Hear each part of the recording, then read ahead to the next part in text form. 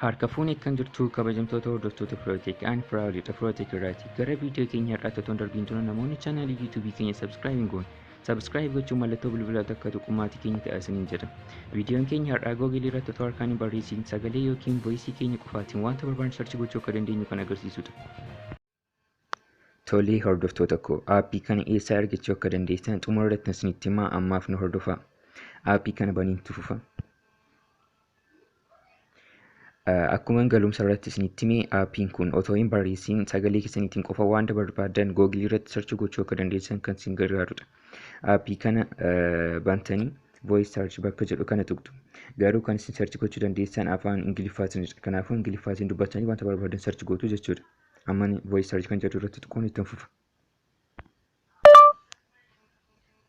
Who is Barack Obama?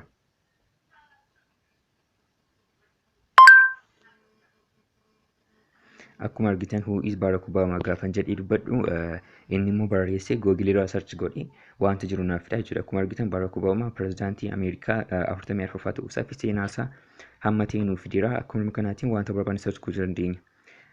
Wanta biraas sarchi godheen isinitti agarsiisa.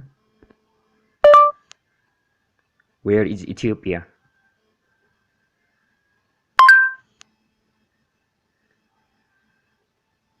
Ammallee akka argitanitti Where Ethiopia jedhee gaafan dubbadhu Google Maap irraati Itoophiyaan bakka itti argamtu sarchi godhee fida jechuudha.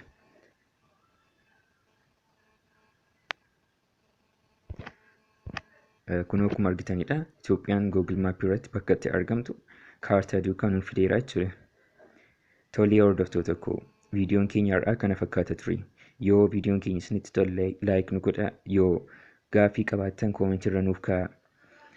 Kun Firootekidha. Chaanaalii afaan saba guddaatiin teekinooloojii saba guddaa barsiisuuf dhaabbate.